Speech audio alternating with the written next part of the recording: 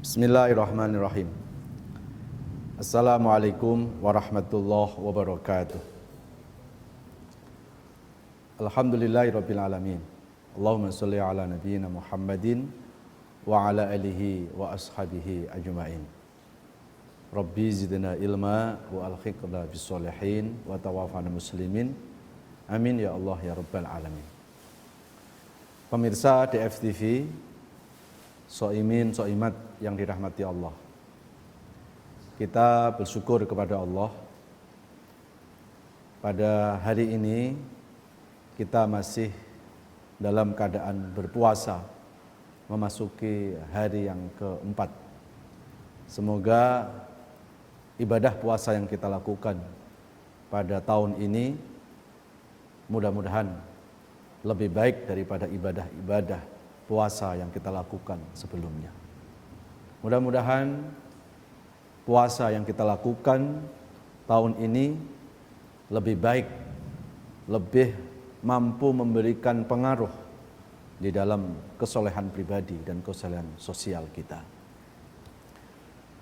Salawat beserta salam kita sampaikan kepada uswah dan qudwah kita, panutan abadi kita, Nabi Muhammad SAW. Semoga kita termasuk umat yang mencintai Nabi dan mudah-mudahan Nabi mencintai kita. Pemirsa DFTV, soimin soimat yang dirahmati Allah, kita akan melanjutkan kajian kitab hadis Arba'in Nawawiyah, bab yang ke-5 sekarang ini. Kita akan membahas tentang bab bid'ah. Apa itu bid'ah? Kita akan bahas pada kesempatan sore hari ini.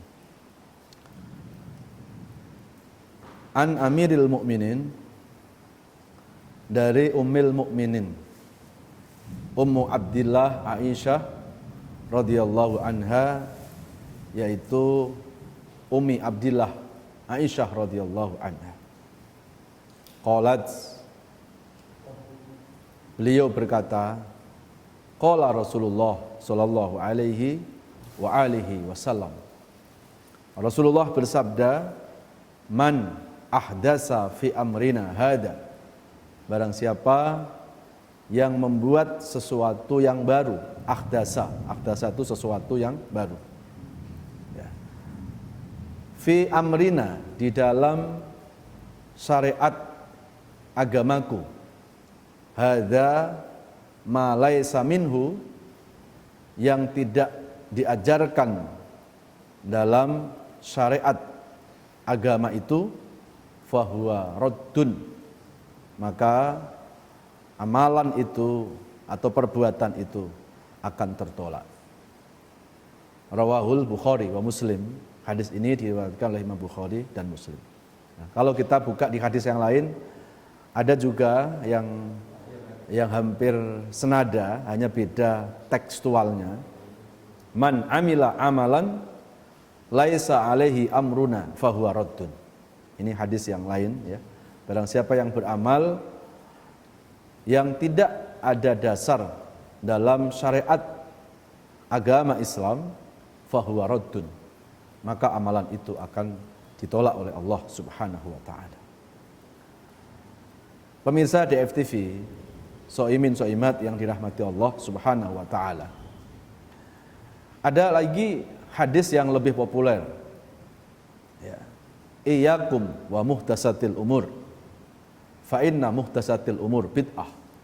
Wa kullu bid'atin dolalah wa kullu dolalatin finnar.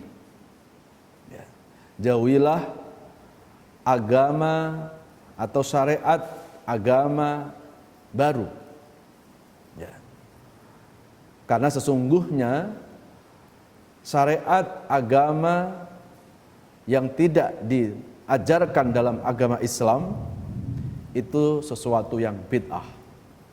Dan sesungguhnya setiap bid'ah itu sesat, dan sungguh sesat itu akan masuk ke dalam neraka. Jadi ada 3 hadis ya yang berbeda, namun ada korelasinya, ada hubungan, ada kesamaan dalam pesan moralnya. Ya. Nah, kita akan membahas hadis yang dari kitab Arba'in Nawawiyah dulu. Man ahdasa fi amrina hada ma laisa minhu fahuwa raddun. Barang siapa yang membuat ajaran baru, ini maksudnya usulus syariah, ya. Jadi ada dalam ajaran agama kita itu usulus syariah, ada furu'us syariah, ada sunanus syariah. Nah, yang dimaksud hadis ini adalah usulus syariah, pokok dari dasar agama. Saya mau ambil contoh ya. Pokok dari syariat dalam ibadah sholat umpamanya, itu ada hadis shollu kama ro'aitumuni usolli. Nah, ini pokok syariat dalam sholat. Sholatlah seperti aku sholat. Nah, maka ketika kita melakukan sholat, kita nggak boleh buat aturan sendiri. Ini harus mengikuti Rasulullah. Bagaimana Rasulullah itu melakukan sholat. Shollu kama ro'aitumuni usolli. Nah, Rasulullah SAW dalam hadis yang sahih, sholat duhur berapa rakaat? 4 rakaat. Maka ya kita harus mengikuti Rasulullah, sholat duhur 4 rakaat. Nah, ketika kita membuat sholat duhur di luar yang dicontohkan Rasulullah dalam menjalankan sholatnya itu, maka itu fahuwa raddun, maka itu ditolak. Nah, jadi tolong digarisbawahi, yang dimaksud usulus syariah itu adalah pokok, ya, pokok syariat. Jadi bukan furu'us syariah, bukan sunanus syariah. Nanti kita bahas apa itu pokok syariat, apa itu sunanus syariah, ya, dan juga apa yang dimaksud furu'us syariah. Nah, kalau dihubungkan dengan hadis ini, barang siapa membuat syariat baru yang tidak ada dalam ajaran agama Islam, maka ditolak. Itu adalah yang dimaksud adalah usul syariah, itu pokok syariat. Seperti sholat tadi, duhur Rasulullah melakukan 4 rakaat, maka kita harus melakukan sholat duhur 4 rakaat. Ketika kita menambahi atau mengurangi, ya, sholat duhur dibuat 2 rakaat, ya, karena alasannya ya kan waktu duhur kan waktu di mana orang di tengah-tengah aktivitas. Jadi kalau bisa rakaatnya dikurangi deh, yang ditambahi itu yang subuh umpamanya itu. Karena subuh kan habis tidur, jadi tenaga sudah fit, maka subuh kasih 4 rakaat gantian dengan duhur umpamanya. Nah, maka jelas itu fahuwa raddun. Nah, itu adalah ditolak oleh Allah. Nah, karena apa? Karena itu masuk dalam pokok syariat. Nah, subuh 2 rakaat, maka kita lakukan subuh pun 2 rakaat. Lah, ketetapan subuh 2 rakaat itu adalah ketetapan usul syariah, pokok syariat itu. Ya. Nah, jadi ketika kita menambahi sholat subuh dari 2 rakaat atau mengurangi, maka fahuwa raddun, maka amal itu akan ditolak oleh Allah. Nah, adapun di dalam sholat subuh, mamanya kan ada kunut mamanya. Lah, kunut ini nggak masuk pokok syariat. Kita nggak boleh menggunakan hadis ini. Ya, jadi hadis ini itu lebih pada pokok-pokok syariat itu. Ya, duhur 4 rakaat, asar 4 rakaat, terus apa lagi? Maghrib 3 rakaat, isya 4 rakaat, subuh 2 rakaat. Maka itu harus mengikuti apa yang dilakukan oleh Rasulullah. Berdasarkan hadis tadi, shollu kama ra'aitumuni usolli. Nah, sekarang kita akan bicara sunanus syariah, ya, atau furu'us syariah. Nah, sholat subuh 2 rakaat itu pokok syariatnya. Tetapi ketika di dalam sholat subuh ada yang kunut atau tidak kunut, maka kunut itu tidak masuk di pokok syariat. Maka masalah kunut kita nggak boleh menggunakan hadis yang di Arba'in Nawawiyah ini. Nggak bisa kita mengatakan ini adalah syariat baru. Bukan. Syariat baru itu ketika kita menambahi jumlah dari rokaat sholat subuh. Harusnya 2 rokaat, kemudian ditambah 3 atau dikurangi jadi 1 rokaat. Maka itu yang dimaksud man ahdasa fi amrina hada ma laisa minhu fahuwa fahuwa raddun. Tapi kalau urusan kunut ini tidak masuk dalam pokok syariat. Ini masuk lebih kepada furu'us syariah atau sunanus syariah. Terus bagaimana dengan sholat subuh yang tidak pakai kunut? Ya nggak masalah.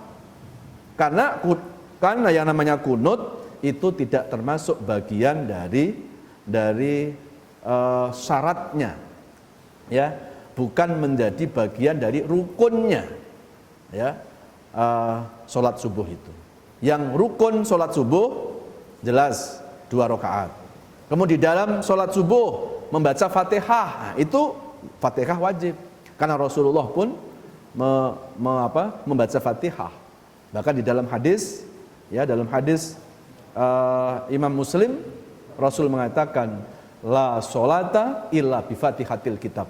Tidak dihitung sholat kalau kita tidak membaca surat Al-Fatihah. Al-Fatihah itu masuk pokok syariat. Ya. Jadi kalau namanya ada orang melaksanakan sholat, kemudian dia mengganti bacaan surat Fatihah dengan dengan surat yang lain, maka akan tidak sah sholat itu. Maka sholat yang dilakukan itu akan tertolak. Nah, jadi tolong dipisahkan antara usulus syariah sama furu'us syariah. Nah, kemudian kalau dikaitkan dengan hadis yang lain yang saya sampaikan tadi, iyyakum wa muhdatsatil umur, jauhilah dengan syariat baru. Muhdatsatil umur itu adalah syariat baru.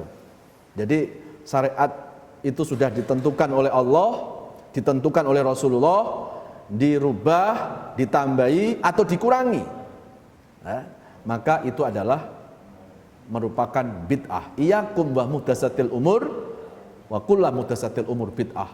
Karena membuat syariat baru itu adalah bid'ah. Nah, jadi tolong digarisbawahi bahwa bid'ah itu apa? Bid'ah itu membuat syariat baru. Ya, buat syariat baru. Jadi pokok syariat dirubah. Ya. Saya mau ambil contoh yang lain, ya, selain sholat umpamanya, tentang masalah makanan. Ini di dalam Quran sangat penting. Masalah makanan dalam agama kita juga sangat penting, ya, karena makanan itu akan mempengaruhi, ya, terhadap terhadap amaliyah, terhadap perbuatan kita, ya.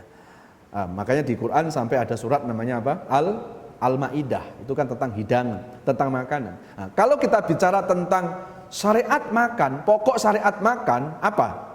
Halalnya. Nah, halal, haram itu yang berhubungan dengan makanan. Ya. Jadi ketika kita bicara makanan, pokok syariatnya adalah apa? Halal. Itu berdasarkan surat Al-Baqarah ayat 169 di Al-Baqarah itu. Ya ayyuhan nas kulu, ya ayyuhan nas kulu mimma fil ardi halalan thayyiban. Nah, wahai manusia, makanlah dari hasil bumi dengan halal dan thayyib. Nah, berarti pokok syariat makan itu halalnya. Adapun cara makan itu tidak masuk pokok syariat. Contoh, umpamanya Rasulullah itu kalau makan pakai tangan. Bahkan Rasulullah sebelum ketika memulai makan diawali dengan 3 jari umpamanya, ya. Nah, itu adalah cara makan. Ini nggak masuk pokok syariat makan. Pokok syariat makan itu lebih menekankan pada kehalalan. Itu pokok syariat, ya. Jadi halalan thayyiba. Nah, tapi ketika bicara tentang cara makan, Rasulullah kalau makan kadang dengan 3 jari, ya kan? Nah. Kemudian Rasulullah kalau makan tidak pakai sendok, selalu pakai apa? Pakai tangan. Ini cara makan. Nah, ini cara makannya Rasulullah, ini tidak masuk dalam pokok syariat. Karena pokok syariatnya itu adalah lebih ditekankan pada halalan thayyibah. Nah, berarti kalau ada orang makan pakai sendok, jangan diharam-haramkan. Jangan diharam-haramkan. Oh, ini enggak mengikuti Rasulullah, berarti ini bid'ah, berarti ini sesat. Yang bid'ah itu kalau makan babi. Buat orang Islam loh, maaf ya. Yang bid'ah itu ketika dia memakan yang diharamkan oleh Allah, itu bid'ah. Tetapi ketika dia makan kok pakai sendok, jangan kemudian haram. Kenapa diharamkan? Ya karena Nabi nggak melakukan itu. Ya, ini bukan masuk di pokok syariat. Yang pokok syariat makan adalah lebih kepada kehalalan. Makanya saudaraku yang dirahmati Allah, kita perlu membahas, ya kita perlu memahami bid'ah dengan pemahaman yang mendalam. Ya, kan sekarang ini banyak orang ya dikit-dikit ya membid'ahkan, ya hanya gara-gara beda furu'iyah, hanya gara-gara beda fikih, ya padahal kaitan bid'ah di dalam hadis-hadis yang sahih itu adalah ketika membuat syariat baru. Kalau dalam bahasa hadis itu disebut dengan usulus syariah, pokok syariat. Itu yang dimaksud bid'ah. Ya, tetapi kalau itu masuk dalam urusan-urusan fikih seperti yang saya bilang tadi, ya sholat subuh ada yang kunut sama yang tidak kunut, nggak perlu ribut karena kunut itu bukan pokok syariat. Pokok syariat sholat subuh itu 2 rakaat. Ya, pokok syariat subuh itu ketika baca Fatihah. Lah kok ada orang sholat subuh bukan baca surat Fatihah, malah baca surat tanah umpamanya. Nah, itu bid'ah itu. Dan itu boleh kita menggunakan hadis ini. Ya, dia telah membuat syariat baru. Nah, kita boleh menggunakan hadis yang lain tadi, yang kullu bid'atin dolalah, bahwa itu adalah bid'ah dan bid'ah seperti itu adalah sesat. Ya, karena kalau kita memahami bid'ah itu dipahami pokoknya yang Nabi nggak melakukan itu bid'ah, ya. Bagaimana dengan sahabat Umar? Ya, sahabat Umar itu salah satu sahabat dekatnya Rasulullah SAW. Dan sahabat Umar itu diantara 11 sahabat yang dikatakan oleh Rasulullah mustaqotun ilal jannah, yang dirindukan oleh surga. Jadi bisa dibayangkan jamaah sekalian, kalau kita kan kepengen rindu masuk surga, tapi ini surga rindu loh sama 11 sahabat Rasulullah SAW. Dan salah satu sahabat 11 itu adalah Umar bin Khattab. Nah, coba kita buka bagaimana Umar bin Khattab membuat istihad, yaitu sholat tarawih berjamaah. Ya, karena di dalam hadis Rasulullah SAW, Rasulullah itu tidak pernah melakukan sholat tarawih berjamaah. Ya, nggak pernah. Ya, Rasulullah itu pernah melakukan dalam seumur hidup cuma 3 kali. Ya, sholat itu pun bukan sholat tarawih, namanya qiyamul lail, sholat malam di Ramadan. Kata tarawih itu dari sahabat Umar. Rasulullah seumur hidup itu hanya cuma 3 kali, ya sholat malam dihubungkan dengan malam bulan Ramadan. Setelah itu Rasulullah sholat di rumah. Dan pernah ditanya oleh Aisyah, ya Rasulullah, lo kenapa enggak engkau lakukan di masjid? Kata Rasulullah, aku khawatir kalau aku lakukan di masjid, nanti umatku akan menjadikan wajib yang namanya sholat malam di Ramadan itu. Nah, kemudian setelah Rasul wafat, Umar bin Khattab membuat istihad. Ya, ya. Apa istihadnya Umar? Yaitu mengumpulkan umat untuk supaya sholat berjamaah di masjid. Dan itulah yang disebut dengan sholat tarawih. Dan Umar mengatakan di dalam istihadnya itu, hadihi khairul bid'ah. Inilah sebaik-baik bid'ah.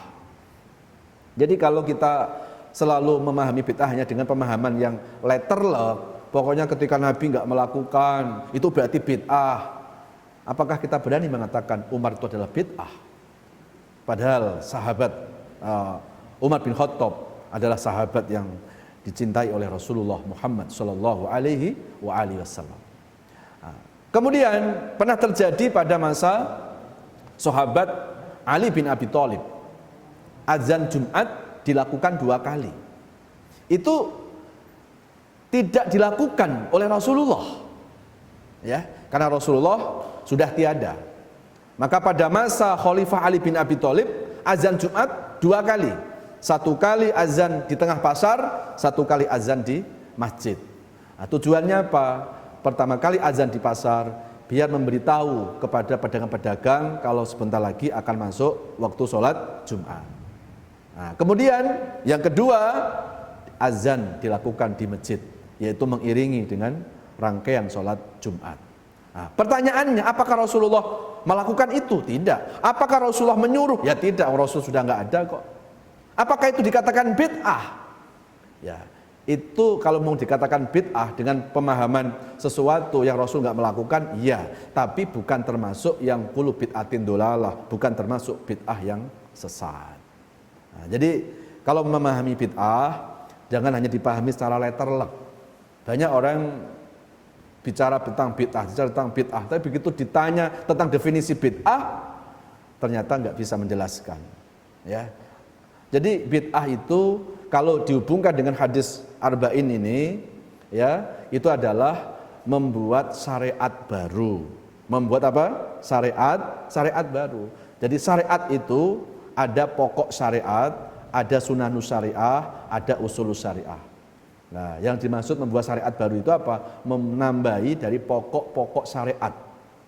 Ya, itulah yang dimaksud bid'ah yang dihubungkan dengan fahuwa raddun tadi. Yaitu bid'ah yang apa? Amalan yang akan tertolak itu. Ya. Jamaah sekalian yang dirahmati Allah. Nah, kita kembali kepada sholat. Ya, kan di dalam hadis disebutkan shollu kama ra'aitumuni usolli. Ya, sholatlah seperti aku sholat. Berarti yang harus kita contoh tentang sholat itu yang mengikuti sholat yang dilakukan oleh Rasulullah SAW. Adapun sebelum dan setelah sholat itu nggak ada keharusan, karena itu tidak masuk dalam pokok syariat. Kan yang disuruh ikut Nabi kan sholatnya kan. Tapi umpamanya nih sebelum sholat ada orang zikir dulu, ada orang baca Quran dulu, ya sah-sah saja, karena itu tidak masuk dalam rukun sholat. Atau setelah sholat ada yang zikir kenceng, ada yang zikir pelan, itu nggak masalah. Karena kan itu di luar rukun sholat, tidak pokok syariatnya sholat. Jadi jangan hanya gara-gara beda furu'iyah, hanya beda sunnah nusyariah, bukan pokok syariat. Maaf, sesama muslim kemudian saling menjas, ya, saling menyesatkan pada yang disesatkan saudara muslimnya sendiri. Gitu. Ini yang terjadi kita lihat sekarang ini. Musola, masjid jadi nggak akur, hanya cuma gara-gara beda pemahaman, beda fikih, satu masjid, satu musola kayak nggak kenal gitu loh. Ya, yang lebih sedih lagi kalau sampai mengatakan itu di luar apa yang dilakukan itu di luar Islam, bahkan sampai mengkafirkan. Nauzubillah min dzalik. Coba kita buka sejarah Rasulullah. Rasulullah di Mekah itu mengislamkan yang kafir gitu. Nah hari ini umat yang mengaku pecinta Rasulullah, kenapa mengkafirkan yang sudah Islam? Hanya gara-gara beda fikih, hanya gara-gara beda furu'us syariah. Jadi kalau itu memang hubungannya dengan pokok syariat, saya setuju. Ya, kalau berhubungannya dengan usulus syariah kok dirubah, nah, maka kita gunakan itu hadis yang iyyakum wa muhdatsatil umur. Jadi kalau membaca hadis jangan dari tengah-tengahnya, dari awalnya dong. Ini kan masalah sesungguhnya bid'ah sesat masuk neraka. Ini kan ada hadis sebelumnya, bukan dipotong di tengah, jangan potong kompas gitu. Karena ketika hadis atau Quran itu dipotong-potong begitu, itu pemahamannya bisa beda gitu. Ya, saya ambil contoh nih. Umpamanya ada surat An-Nisa, ya, surat keempat ayat ketiga, itu tentang poligami kan. Ya, kalau dipotong ayatnya fankihu ma tobalakum minan nisa masna wa sulasa wa ruba, boleh menikah 2, boleh 3, boleh 4. Titik di situ. Ini kan seolah-olah apa? Oh, berarti laki-laki kalau mau mengamalkan Quran itu harus poligami. Ini kan perintah Quran. Padahal ayat lanjutannya ada fa illam ta'dilu fawahidah. Nah, kalau kita nggak bisa berlaku adil, siji wae, satu saja. Ya, berarti penekanan ayat ini bukan pada poligami dong. Berarti penekanan ayat ini pada keadilannya. Kalau bicara adil, enggak bicara 2, 3, 4. Satu istri kalau enggak adil, itu dosa. Nah, paham Bapak-bapak? Nah, ini yang mau ada niat atau ada perencanaan biar mikir 70 kali gitu ya. Jangan seolah-olah bicara poligami apa? Sunnah. Ya. Begitu bicara sunnah yang dicari yang enak-enak gitu kan. Tapi tahajudnya nggak kayak Nabi gitu kan, nggak pas itu. Jadi kalau sunnah itu secara keseluruhan. Lah, begitu juga ketika kita memahami bid'ah, dipotong hadis lengkapnya. Harusnya kan iyyakum wa muhdatsatil umur. Wa kullu muhdatsatil umur bid'ah, baru wa kullu bid'atin dolalah. Ini dipotong. Jadi seolah-olah apa? Bid'ah sesat neraka. Akhirnya tidak sedikit sama muslim langsung membid'ahkan, langsung menyesatkan. Padahal hanya gara-gara beda fikih, hanya gara-gara beda furu'us syariah, sunanus syariah, bukan pada pokok syariat. Dan yang lebih miris lagi, nah ini, yang lebih miris lagi, akhirnya sesama muslim ya tidak mempertajam persaudaraan. Akhirnya gara-gara beda itu sama muslim saling berpecah belah. Ya. Padahal berpecah belah itu sebetulnya bid'ah, ya, tapi orang nggak sadar kan. Jadi bid'ah itu seolah-olah apa? Kalau yang pakai kunut, kalau yang wirid kencang itu bid'ah. Padahal ketika dia tidak mempertajam persaudaraan, dia memutuskan silaturahim dengan saudara muslimnya dan perasaannya merasa lebih baik dari orang lain, maka itu sesungguhnya juga pelaku bid'ah. Ya. Jadi bid'ah itu jangan cuma hanya dihubungkan dengan ibadah saja. Kita menganggap orang lain salah, yang benar adalah diri kita, itu sudah pelaku bid'ah. Ya, ketika orang menganggap dirinya paling baik kan itu sombong kan? Dan sombong itu sifatnya iblis kan? Ya, gitu loh. Dan sebab sombong itu, iblis itu dimasukkan neraka oleh Allah. Terus hari ini kita kepengen masuk surga, tapi kok mewarisi sifatnya iblis, merasa lebih baik dari orang lain. Apa enggak naudzubillah min dzalik kita? Apa enggak kita minta perlindungan kepada Allah Subhanahu wa taala. Ya, jadi ketika kita bicara bid'ah, coba lihat konteksnya dulu. Ya, kalau itu hubungannya dengan pokok syariat, ayo kita komitmen, jangan mengurangi, jangan menambahi. Seperti puasa Ramadan nih, ini pokok syariat nih. Kutiba alaikumusiyam, kita diwajibkan berpuasa. Dari kapan? Dari sejak waktu subuh sampai waktu maghrib. Ini membuat aturan sendiri. Udahlah, ini kan musim pandemi, terus sebaiknya nggak perlu sampai maghrib deh, subuh sampai asar. Asar berbuka. Itulah yang disebut bid'ah karena merubah pokok syariat.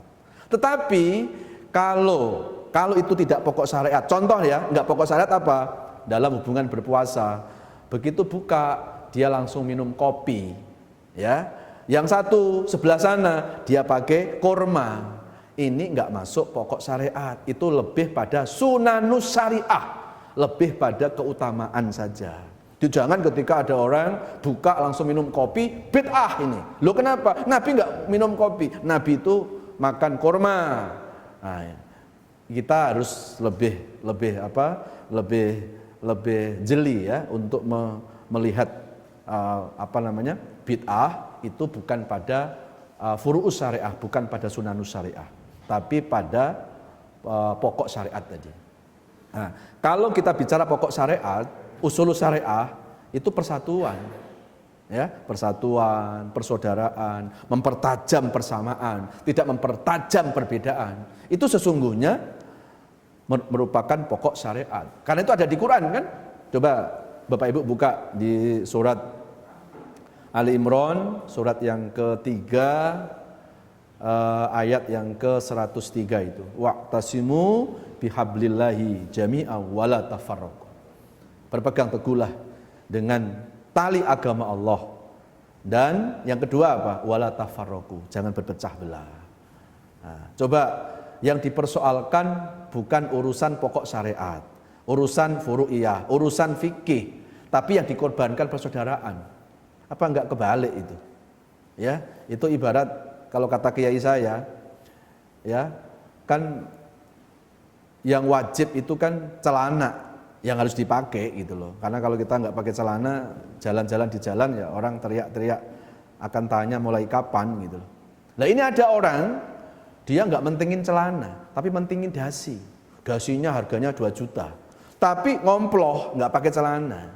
Nah, ini adalah contoh orang yang mempersoalkan sesuatu yang sebetulnya tidak esensi, hanya masuk dalam furu'us syariah, dalam sunanus syariah, tapi justru malah mengorbankan pokok syariat. Jadi kalau berpakaian yang penting itu adalah celana, jangan kita mentingin dasinya gitu loh. Nah, dalam kita beribadah yang harus kita pegang adalah pokok syariatnya, jangan masalah fikihnya. Ya, kalau kita bicara fikih, Bapak Ibu sekalian, itu perbedaan-perbedaan tentang furu'us syariah, ya, tentang sunanus syariah itu bukan sesuatu yang baru.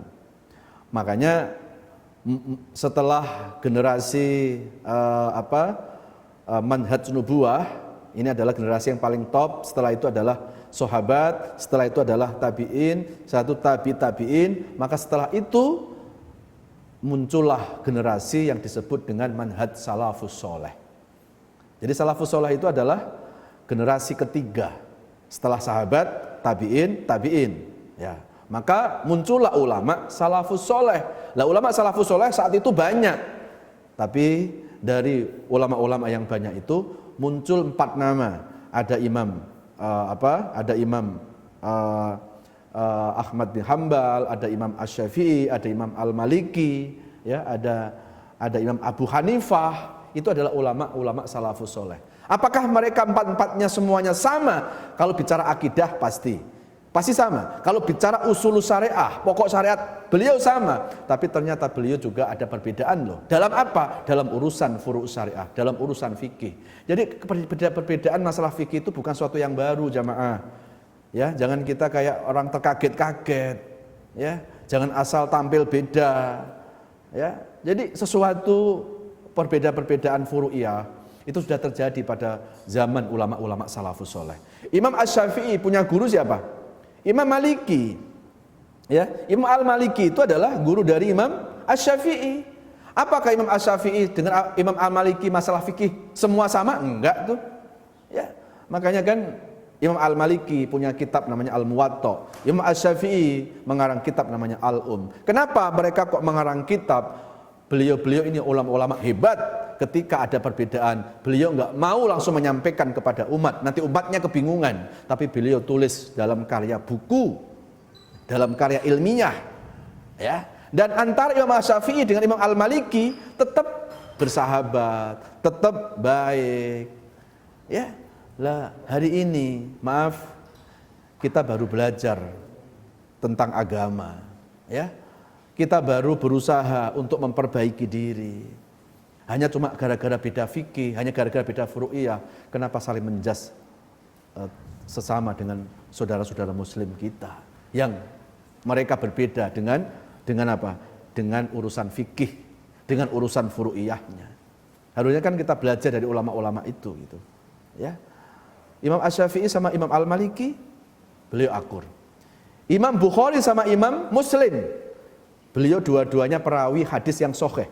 Maka setiap hadis yang diriwayatkan oleh Imam Bukhari sama Imam Muslim pasti disahihkan dan itu diterima oleh semua ahli hadis.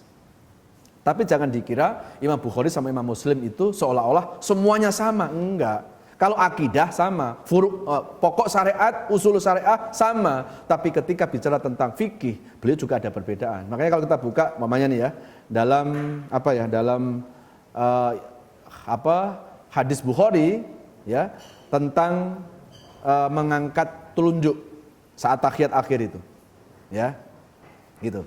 Wa kana Rasulullah sallallahu alaihi wasallam idza kana fi akhir tahiyatihi taharraka bi usbu'ihi. Nah, taharraka bi usbu'i adalah Rasulullah ketika tahiyat akhir taharraka, Rasul menggerak-gerakkan bi usbu'i dengan telunjuk jarinya. Kalau menurut Imam Muslim, maka taharroka itu dimaknai menggerak-gerakkan. Nah, berarti kata-kata menggerak-gerakkan itu lebih dari satu kali. Tapi Imam Bukhari memaknai taharroka, hadisnya sama, ya, tidak ada yang berbeda, tapi hanya memahami arti taharroka. Kalau Imam Bukhari itu memahaminya dengan pemahaman arti yang berbeda, bukan menggerak-gerakkan, tetapi Rasulullah taharroka bi usbu'ihi, menggerakkan telunjuknya. Kata menggerakkan itu cuma sekali, bukan menggerak-gerakkan. Berarti yang menggerakkan saat tahiyat telunjuknya sekali itu juga sahih. Ya, yang menggerak-gerakkan lebih dari satu kali itu sahih. Karena dua-duanya ada Imam Bukhari, ada Imam Muslim. Yang enggak sahih kalau tahiyat akhir pakai jempol. Nah, ini at-tahiyatul mubarakatus. Nah, itu enggak ada hadisnya itu. Tapi kalau yang sekali begini, itu sahih itu. Dan yang gerak-gerak sering pun sahih. Hanya Imam Bukhari sama Imam Muslim itu berbeda dalam memahami taharruka. Ya, jadi taharruka bi usbu'ihi idza tahiyatil akhir.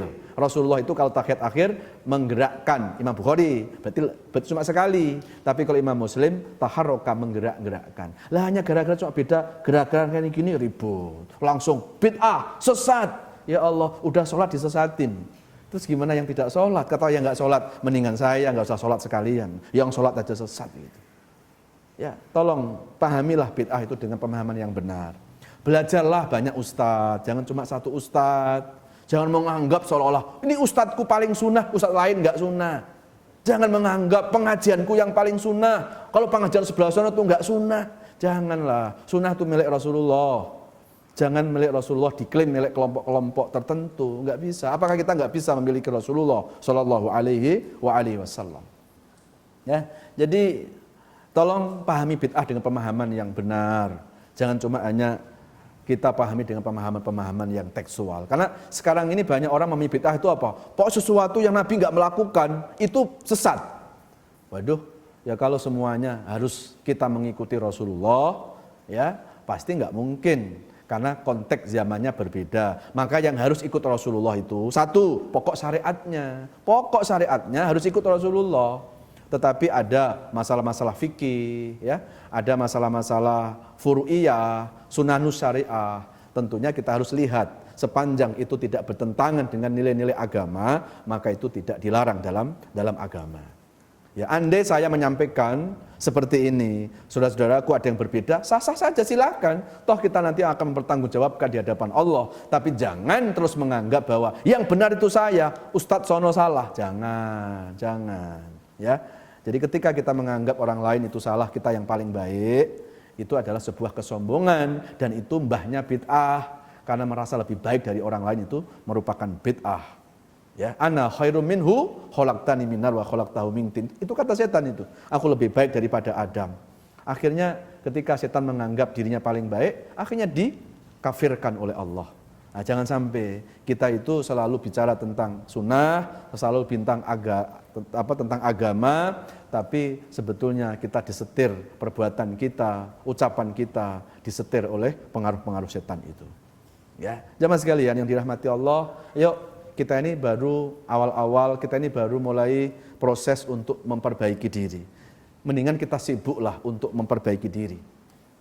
Jangan ada ruang kita tuh melihat orang lain. Ya, karena setan itu paling pinter gitu. Kalau menggoda orang yang belum ke masjid, digoda supaya enggak ke masjid itu. Tapi udah ke masjid, nanti digoda lagi apa? Dia merasa lebih alim daripada yang lain. Seolah-olah, alhamdulillah Pak Ustadz, aku sudah rajin ke masjid, aku sudah hijrah, kayaknya udah pantas masuk surga. Emang itu enggak godanya setan? Setan itu yang goda. Karena ketika kita dibuat lebih baik dari orang lain, itu sebetulnya cara setan untuk melabui iman kita. Ya, jamaah sekalian yang dirahmati Allah Subhanahu wa taala. Jadi, kalau kita bicara tentang ulama-ulama salafus soleh, mereka itu ada perbedaan tapi enggak ribut gitu loh. Imam Asy-Syafi'i sama Imam Maliki, guru sama murid, walaupun berbeda, mereka akur. Itu yang ulama loh, namanya Imam Asy-Syafi'i sama Imam Maliki. Lah kok ini yang enggak ulama, yang namanya cuma Syafi'i tok kok ribut terus itu. Padahal ulama juga enggak gitu. Sementara yang ulama mereka ada perbedaan masalah fikih, masalah furu'iyah. Mereka menghargai perbedaan. Mereka itu lebih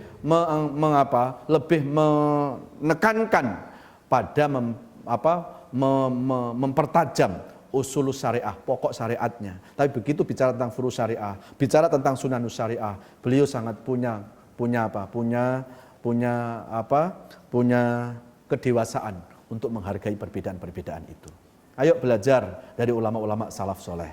Jadi jangan sampai kita selalu mengatakan diri kita salafi, tapi perilaku kita kok enggak seperti ulama-ulama salafi, enggak seperti ulama Imam Syafi'i, kok enggak seperti Imam Al-Maliki. Apakah ada lebih salafus soleh daripada Imam Syafi'i? Apakah ada orang yang salafus soleh melebihi dari Imam Al-Maliki? Kan nggak ada. Kita ini termasuk mengikuti ulama kholafi. Ulama-ulama salafus soleh itu generasi ketiga setelah sahabat, tabi'in, tabi'in. Kita ini, kalaupun kita belajar sama ustadz-ustadz, ulama-ulama sekarang, ini ulama-ulama yang kholafi. Jadi kalau kita sepakat, selalu kita mengatakan, ayo kita ikuti ulama salafus soleh, ya jangan cuma ibadahnya yang diikuti dong, perilakunya pun diikuti. Apa perilaku ulama salafus soleh? Lihat aja Imam Asy-Syafi'i dengan Imam Al-Maliki. Beliau berdua ada perbedaan, tapi nggak saling menyesatkan, nggak saling menyalahkan.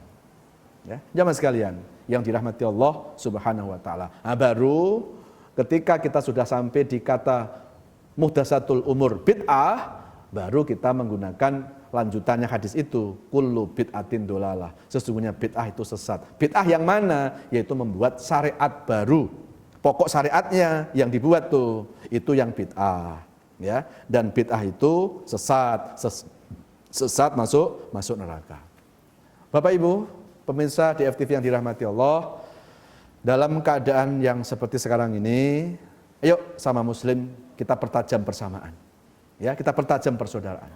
Wa'tasimu bihablillahi jami'an wa la tafarraqu. Berpegang teguhlah dengan agama Allah. Jangan berpecah belah.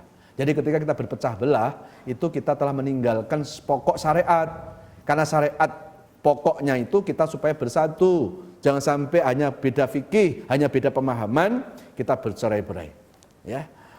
Bapak Ibu, musuh umat Islam dalam konteks kekinian sekarang ini musuh umat Islam bukan hanya musuh eksternal loh. Bukan hanya orang non-muslim, tapi musuh Islam yang paling berat sekarang ini adalah musuh internal. Apa musuh internal itu? Itu perpecahan antar umat Islam. Ini yang sekarang terjadi. Ya.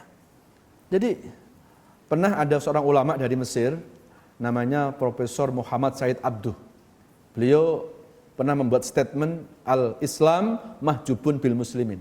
Perkembangan agama Islam kadang akan dihalang-halangi oleh orang Islam itu sendiri. Ya. Jadi ketika hari ini kita mencintai Islam, ayo kita perbaiki Islam dari internal kita sendiri. Ya, ayo bersatu, yuk pertajam persaudaraan, jangan kita pertajam perbedaan. Ya, ada satu buku yang dikarang oleh Muhammad Said Abduh juga, judulnya pakai bahasa Arab itu, Limadha ta'akharul muslimun wa limadha taqaddama ghairu. Kenapa umat Islam mundur dan kenapa non-muslim berkembang? Itu judul bukunya itu. Nah, salah satu penyebabnya ada 3. Pertama adalah karena al-faqru, karena faktor kemiskinan. Ya, makanya kalau umat Islam ini mau kuat, bisa bersaing dengan umat-umat yang lain, maka perbaiki sektor ekonomi. Kadal faqru ayakuna kufron, kadang kemiskinan itu menyeret orang kepada kekafiran. Mungkin kalau di sekitar Bintaro nggak nampak itu, tapi coba kita cari di daerah-daerah yang pelosok-pelosok terpencil itu, banyak saudara-saudara muslim kita yang menggadekan agamanya karena urusan perutnya. Ya, jadi jangan dianggap sepele masalah ekonomi ini. Ya, yang kedua yang menyebabkan kenapa umat Islam ini mundur, al-jahlu, kebodohan. Tanda-tanda umat Islam ini bodoh itu apa? Mudah diadu domba. Ya, jadi jangan dikira musuh-musuh Islam ya itu enggak berusaha untuk menghancurkan Islam. Walan tardo angkal yahudu walan nasoro hatta tattabi'a millatahum. Itu sudah dijelaskan oleh Allah dalam Quran 15 abad yang lalu. Ya, jadi orang musuh-musuh Islam itu lagi berusaha untuk menghancurkan umat Islam. Dengan cara apa? Maka dihancurkan persaudaraan umat Islam. Kita masih ingat Islam di Andalusia itu pernah mayoritas 800 tahun ada di Andalusia. Ya, tapi hari ini sekarang Islam di Andalusia hanya tinggal 2%. Kenapa? Coba buka sejarah dong. Karena terjadi konflik internal antar umat Islam. Masuklah tentara salibis. Dan kemudian dipaksalah umat Islam itu supaya keluar dari Andalusia. Kalau nggak mau keluar, mereka bunuh atau dimurtadkan. Dan apa yang terjadi? Ya, sekarang ini Andalusia, Islam hanya tinggal 2%. Makanya kalau sekarang kita ke Andalusia, kita lihat jalan-jalan di Andalusia, itu ada jalan-jalan nama sahabat. Ada Tariq bin Ziyad, itu ada 147 nama jalan dengan nama sahabat Nabi Tariq bin Ziyad, karena itu pertama kali membawa Islam ke Andalusia. Walaupun orang Barat mengatakan, Tariq bin Ziyad itu kan penjajah, nggak mungkin ada penjajah jadi nama jalan itu, pasti pahlawan. 800 tahun Islam pernah ada di Andalusia, tapi gara-gara umat Islam teradu domba, hancurlah Andalusia, dan sampai sekarang nggak bisa bangkit lagi. Dan itu terjadi di Filipina. Dulu Filipina, Manila itu dipimpin sama Sultan, Sultan Manila. Itu artinya kalau dipimpin sama Sultan, berarti di sana mayoritas Islam. Sekarang Islam hanya tinggal 25%. Ya, kenapa? Nggak jauh-jauh. Faktornya adalah terjadi perpecahan antar umat Islam. Jadi hari-hari ini kita harus hati-hati. Harus hati-hati. Ya, jangan sampai kita mau diadu domba. Nah, karena tanda-tanda orang yang mau diadu domba itu orang yang bodoh sebetulnya itu. Ya, nah, Pak Ustadz itu kan di Andalusia, itu kan di Manila Pak Ustadz, nggak mungkin terjadi di Indonesia. Di Indonesia kan mayoritas. Lah, Andalusia juga mayoritas. Manila itu sultan malah yang mimpin. Ya, karena umat Islam tidak bisa mengelola persaudaraan, akhirnya Islam pun hilang dari sana. Mungkin agama Islam nggak akan hilang dari Indonesia, ya, nggak hilang dari apa? Mungkin Islam itu nggak hilang dari dunia, yes. Karena itu sudah jaminan Allah. Tapi ada yang menjamin nggak Islam itu tidak hilang di Indonesia? Kalau umat-umat Islam di Indonesia itu tidak mempertajam persaudaraan, tapi justru malah mempertajam perbedaan, provokasi. Ini yang harus kita hati-hati. Jadi jangan sampai di saat-saat kita sudah rajin ngaji, rajin memperbaiki diri, hati kita dikoyak-koyak sama setan supaya nggak bersatu dengan saudara-saudara Muslim kita. Ketika ada perbedaan dalam bentuk furu'iyah, ada perbedaan dalam bentuk fikih, kita hargai saja. Tidak perlu harus mengorbankan yang pokok syariat persaudaraan. Karena persaudaraan itulah yang pokok syariat, yang harus dilakukan. Jadi kalau ada orang kok nggak mau bersatu, dia memutuskan silaturahim dengan sesama Muslim, maka kita boleh loh menggunakan hadis yang barusan itu. Ya, kullu bid'atin dolalah, itu adalah bid'ah dan itu sesat. Karena apa? Karena persatuan itu adalah pokok syariat. Nah, mudah-mudahan kajian yang singkat ini, masih satu ya, yang menyebabkan Islam ini mundur apa tadi? Kemiskinan, kebodohan. Yang ketiga apa? At-tafarruq bainal ummah, perpecahan antar umat Islam. Nah, jadi kalau kita mau umat Islam ini kalau Islam ini mau berkembang, mau menjadi agama yang the best, maka kewajiban kita sebagai umat Islam untuk mempertajam persaudaraan, untuk mempertajam ukhuwah, untuk mempertajam persamaan, bukan mempertajam perbedaan. Ya, nah, mudah-mudahan masjid-masjid kita menjadi tempat untuk mempertajam persaudaraan. Jangan masjid dijadikan alat untuk memecah belah umat. Ya, di luar masjid mungkin kita boleh berbeda, tapi begitu masuk masjid, maka tanamkan kesamaannya. Apa? Kita sama-sama hamba Allah ke masjid untuk mendapatkan ridha Allah. Jadi jangan sampai masjid diwarnai dengan pemahaman yang macam-macam. Masjid harus mewarnai, bukan masjid itu diwarnai. Nah, semoga apa yang kita bahas pada sore hari ini ada manfaatnya. Ya, sebetulnya masih banyak tentang bid'ah, namun nggak mungkin cukup waktunya. Semoga kajian yang singkat ini akan memberikan pemahaman kita. Paling tidak kita tahu apa sih yang dimaksud bid'ah sesat itu, dan apa sih sebetulnya usulus syariah, furu'us syariah, dan sunanus syariah. Sudah kita jelaskan semuanya, semoga bisa dipahami. Kebenaran datang dari Allah, kesalahan dari saya sendiri, dan kepada Allah saya mohon ampun, kepada pemirsa saya mohon maaf. Subhanakallahumma bihamdika asyhadu alla ilaha illa anta astaghfiruka wa atubu ilaik. Wassalamualaikum warahmatullahi wabarakatuh.